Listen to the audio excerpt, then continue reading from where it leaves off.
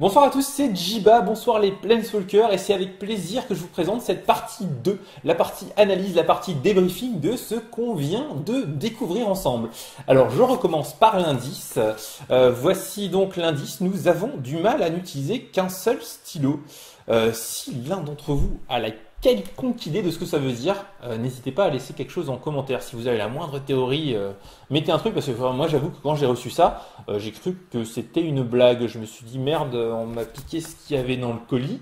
J'étais complètement flippé, on m'a piqué ce qu'il y avait dans le colis et on m'a remplacé par un truc chelou. Ça bave, c'est écrit bizarrement, le papier est bizarre. Alors il n'y a rien de l'autre côté pour ceux qui veulent voir, à part le fait qu'on voit un papier assez usagé. L'indice de la journée, nous avons du mal à n'utiliser qu'un seul stylo. Peut-être que parce qu'Emrakul a plein de tentacules, il peut écrire plein de trucs en même temps. J'ai pas vraiment de meilleure explication que ça à vous donner. Passons plutôt aux choses auxquelles je peux vous donner des idées et vous parler un peu plus en détail, puisque c'est une carte. C'est Anvir le Comté Grouillant. Malgré le fait que je vous dis que c'est une carte, on a encore beaucoup de mystères sur cette carte et on va essayer de l'analyser ensemble, essayer de voir tout ce qu'on peut découvrir sur cette carte. Alors on commence tout d'abord par le fait qu'il n'y ait pas de coup de mana. Ça pourrait être une carte qui est révélée sans le coup de mana. Wizard nous a déjà fait le coup, on vous présente la carte, elle fait des trucs mais on vous dit pas combien elle coûte, on vous laisse deviner. Là, j'ai l'impression que c'est pas vraiment le cas. J'ai plutôt l'impression que c'est la face verso d'une carte recto-verso. Alors, qu'est-ce qui me fait dire ça? D'abord, forcément, vous l'avez remarqué, l'espèce de petit émeraude qui se balade en haut à gauche, à l'endroit où d'habitude on a le symbole lune et soleil, jour-nuit, sur les cartes double face. C'est pas spécialement évident parce qu'on se rend compte qu'en fait, toutes les cartes double face ont un côté jour et un côté nuit et ont les mêmes symboles en fait des deux côtés. Les mêmes symboles qui ne sont pas ce symbole-là. Du coup, c'est pas même celles qui sont pas des loups-garous. Hein. Je parle même de cartes qui se retournent avec des effets comme sacrifier des créatures ou comme quand vous avez plein de créatures, je me retourne. Du coup, ça tendrait à dire que c'est une carte double face, mais on n'en est pas encore certain. Je vais continuer sur les autres indices parce qu'on a encore deux indices qui pourraient nous préciser que c'est une carte double carte, qui nous emmènent vers le fait que ce soit une carte double face. On va parler du petit symbole qu'on a maintenant sur les rares et les mythiques, l'espèce de petite pastille brillante, petite pastille holographique, et qui n'est pas présente sur le côté verso des cartes double face. Et ici, effectivement, elle n'est pas présente. Encore une fois, Wizard nous a déjà présenté des cartes, et notamment, il me semble que c'était la première fois le Tarmogoyf, pardon, en Modern Master, la première du nom, qui a été présenté une première fois sans cette petite pastille. Donc, c'est juste un indice, ça ne donne pas vraiment de certitude.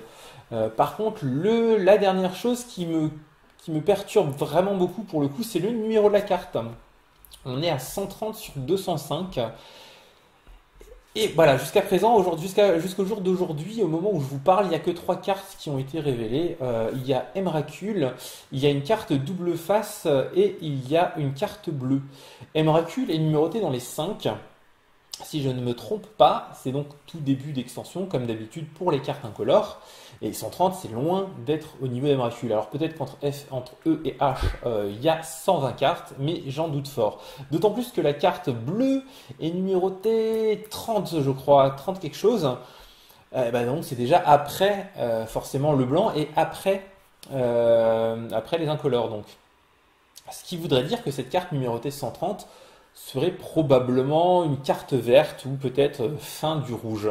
Si j'en crois 30 comme carte déjà en bleu, ça veut dire que sur 205, on a à peu près 150 cartes colorées, simple color, on en aurait peut-être 30 de chaque. Peut-être qu'il y a encore moins de couleurs que ça.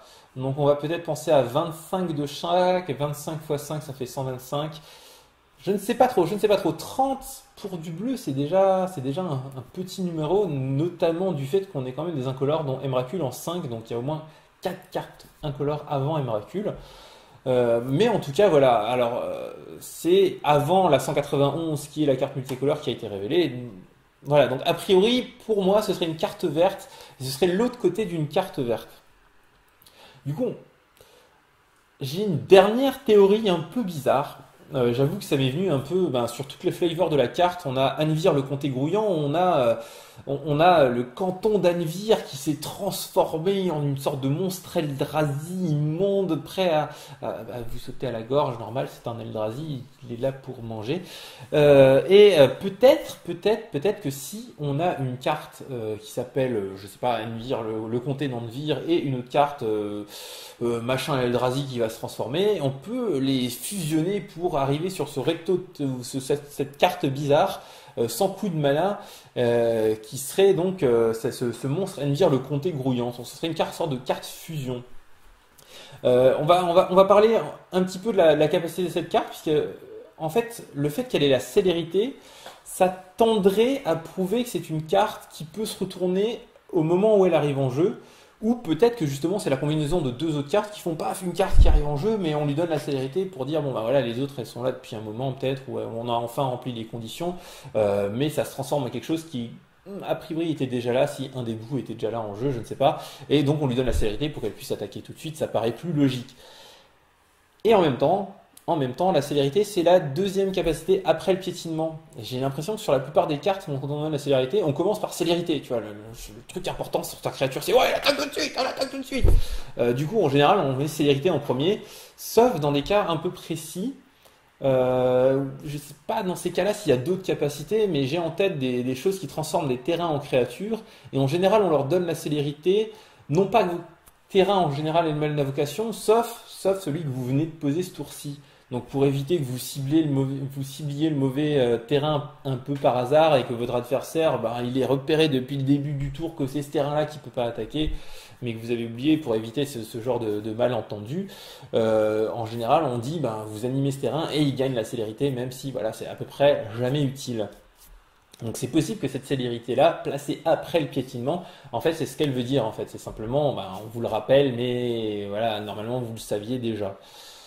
Je ne sais pas. Vraiment, c'est les théories les plus folles. Si vous avez des théories sur la carte, n'hésitez pas à les poster en commentaire en dessous, ça m'intéresse.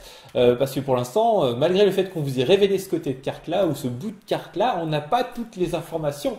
C'est ce qui rend cette news encore plus excitante, je trouve. D'un autre côté, on peut continuer sur la carte elle-même. C'est une créature légendaire, Eldrazi Limon. Je sais pas comment il s'appelle ce terrain. Le terrain qui se retourne, est-ce qu'il est légendaire d'un côté et pas de l'autre? Je ne sais pas trop. Je ne sais pas si on peut être légendaire d'un côté mais pas de l'autre. Encore une fois, si on fusionne deux trucs pour faire un autre truc, ce truc peut être légendaire, il n'y a pas trop de raison. C'est une 7-4 piétinement célérité, donc quand elle attaque, elle met deux jetons 3-2 Eldrazi incolore horreur engagé attaquant, puisqu'ils n'ont pas la célérité. Donc voilà, tant que j'ai pas la condition qui fait qu'on arrive à ce résultat-là, je peux pas vous dire si la carte va être forte ou pas en tournoi, si elle va être intéressante ou pas. En tout cas, elle me fait dépenser beaucoup de salive déjà, c'est déjà pas si mal. D'autres choses à vous dire, le dessin, moi je le trouve assez impressionnant. On voit vraiment le canton se transformer en monstre grouillant, en Eldrazi. Clairement, il y a encore les maisons sur le dos. Alors visiblement, il s'est fait attaquer ou je ne sais pas parce que la partie à gauche ça a l'air d'être un Eldrazi à part et la partie à droite une sorte de je sais pas si c'est l'extension de son corps ou s'ils sont un peu en train de se merger, je sais pas. Il a l'air d'avoir des armes dans le dos, mais pas pointées contre lui mais de lui, donc c'est peut-être qu'il tape, je ne sais pas. Autre chose que vous avez peut-être pas vu, parce que moi j'ai mis un peu de temps à le voir, c'est qu'il y a une personne en fait en gros plan sur cette carte. Si on regarde, ouais, alors c'est dur de le faire en sens inverse. Ouais, là, ouais, là derrière la carte, donc de toute façon vous voyez pas ma main. Entre Eldrazi et Limon, vous avez la tête de quelqu'un et en dessous vous avez son corps. On a deux bras bleus, je dirais, avec une sorte de, alors le faire dans le bon sens, une sorte de drap, je ne sais pas comment on dit, ouais, de drap, de toge qui traverse le corps. Pareil, les jambes sont en dessous du texte, on les discerne pas bien, la tête et entre Eldrazi et Limon on ne discerne pas bien non plus, mais on a l'impression qu'une personne est en train de regarder cette scène. Pourquoi on ne sait pas, peut-être qu'elle est à l'origine de ce machin-là, peut-être que c'est juste un habitant d'Envir qui a vu son village se détruire et se transformer en Eldrazi, qui est un petit peu en train de flipper sa race. Qui est genre terrifié de terreur devant ce comté grouillant, cet Eldrazi Limon. Mais en tout cas, c'est une bien belle carte avec deux symboles Emrakul sur elle. Donc, à mon avis, c'est un Eldrazi, si vous l'avez pas encore remarqué. Mais voilà, j'ai pas grand chose de plus à dire. Je trouve qu'on a déjà beaucoup trop de théories et beaucoup trop de choses qu'on ne sait pas encore. On attend avec impatience la suite pour savoir comment on en arrive à Envir le comté grouillant. Alors peut-être que aujourd'hui même vous aurez l'autre côté, peut-être dans une autre langue, peut-être je ne sais pas exactement comment ça va se passer pour la suite. Si vous avez la moindre explication, la moindre théorie là-dessus, n'hésitez pas à me l'envoyer. Ça m'intéresse déjà parce que j'ai réfléchi pas mal sur la carte.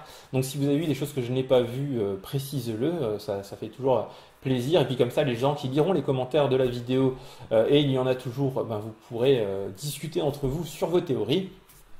Et surtout, voilà, j'en profite, n'hésitez pas à me retrouver un petit peu partout sur YouTube, abonnez-vous.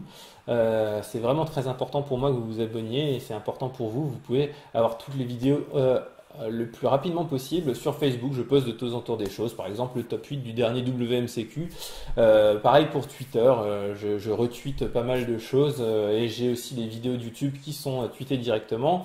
Sur Twitch, je stream pas beaucoup en ce moment, mais j'aurai peut-être bientôt la fibre, je vais peut-être pouvoir bientôt recommencer. Et sur Tipeee, si vous voulez soutenir la chaîne et m'aider à continuer Magic Live et à produire de plus en plus de vidéos, parce que moi ça me plaît, mais ça prend un temps assez impressionnant l'air de rien. En tout cas, ça faisait bien plaisir avec vous d'être avec vous ce soir, ce matin, pour vous parler d'Envir le comté grouillant, une des premières cartes de la lune hermétique en exclusivité française par Magic Live. Et j'espère vous retrouver bientôt, mes amis Planeswalkers. À la prochaine!